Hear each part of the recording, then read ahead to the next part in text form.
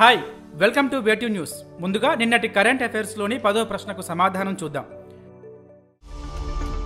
ప్రపంచ మలేరియా దినోత్సవం ఎప్పుడు? A April 24, B April 25, C April 26, D April 27. సరైన సమాధానం బి ఏప్రిల్ 25. ప్రతి సంవత్సరం ఏప్రిల్ 25న ప్రపంచ మలేరియా దినోత్సవం నిర్వహిస్తారు. ఈ రోజున మలేరియా నియంత్రణ గురించి చర్చలు, వ్యాధిపై ప్రజల్లో అవగాహన కల్పించే కార్యక్రమాలు నిర్వహిస్తారు. మొదటి ప్రశ్న, భారతదేశంలో అతిపెద్ద వాతావరణ గడియారాన్ని ఎక్కడ ఆవిష్కరించారు? A Bengaluru, B Chennai, C Mumbai, D New Delhi.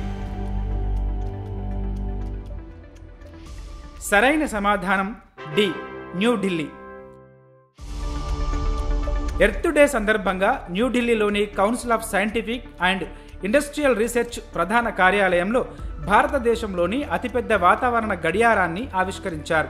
1942లో ఏర్పాటైన CSIR విభిన్న శాస్త్రీయ పరిశోధనలను నిర్వహిస్తుంది. రెండవ ప్రశ్న, భారతదేశంలోనే మొట్టమొదటి 3D డమ్మీ బ్యాలెట్ యూనిట్లను ఎవరు తయారు చేశారు? A IIT Madras, B IIT Bombay, C IIT Kharagpur, D IIT Guwahati.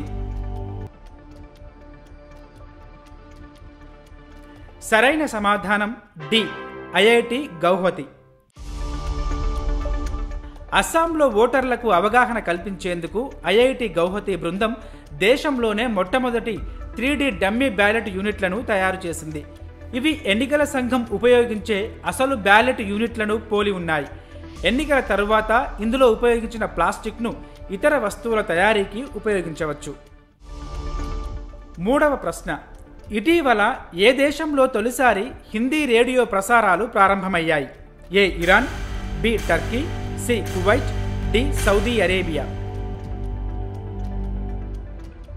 సరైన సమాధానం సి కువైట్. ఇటీవల కువైట్లో హిందీ భాషలో రేడియో ప్రసారాలు ప్రారంభమయ్యాయి. కువైట్లో నివసించే 10 లక్షల మందికి పైగా భారతీయులకు వారి స్వదేశ భాషలో వార్తలు, సంగీతం, వినోదం, సమాచారాన్ని అందించడానికి ఇది ఉపయోగపడుతుంది. నాలుగవ ప్రశ్న, డేటా ట్రాఫిక్లో ప్రపంచంలోనే అతిపెద్ద మొబైల్ ఆపరేటర్గా అవతరించిన సంస్థ ఏది? A Reliance Jio, B China mobile limited, C Bharti Airtel, D China Unicom. సరైన సమాధానం A Reliance Jio. China mobile లిమిటెడ్ను అధిగమించి డేటా ట్రాఫిక్లో ప్రపంచంలోనే అతిపెద్ద మొబైల్ ఆపరేటర్గా రిలయన్స్ జియో అవతరించింది.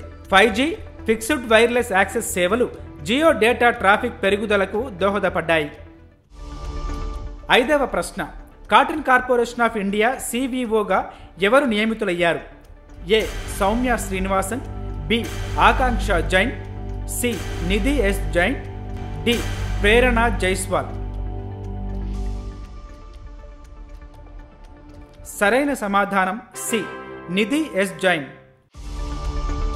Cotton corporation of India limited chief vigilance ఆఫీసర్గా నిధి S జైన్ నియామకానికి కేంద్ర ప్రభుత్వం సోమవారం ఆమోదం తెలిపింది.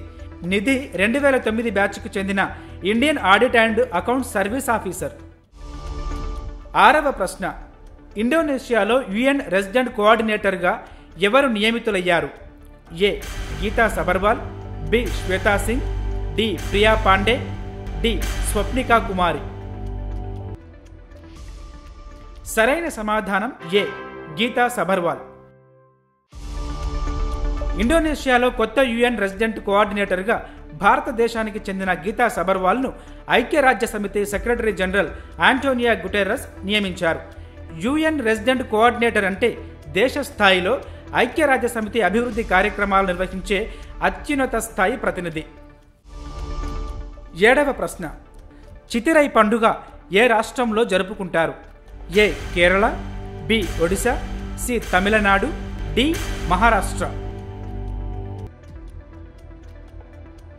సరైన సమాధానం సి తమిళనాడు. తమిళనాడులోని మదురైలో చితిరై పండుగను జరుపుకుంటారు. నెల రోజుల పాటు సాగే ఈ పండుగలో మీనాక్షి అమ్మవారి తిరు కళ్యాణం, పట్టాభిషేకం వంటి కార్యక్రమాలు నిర్వహిస్తారు. 8వ ప్రశ్న. దివ్యాంగ ఓటర్ల కోసం ఎన్నికల సంఘం ప్రారంభించిన యాప్ పేరు ఏంటి? A. C vigil, B. Saakshyam, C. Vote Sahay, D. Suvidha. సరైన సమాధానం బి. సాక్ష్యం.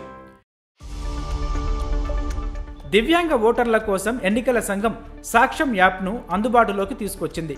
దీని ద్వారా దివ్యాంగులు ఓటు రిజిస్ట్రేషన్, ఓటరు కార్డు సవరణలు, వీల్చైర్ కోసం దరఖాస్తు వంటివి చేసుకోవచ్చు. 9వ ప్రశ్న.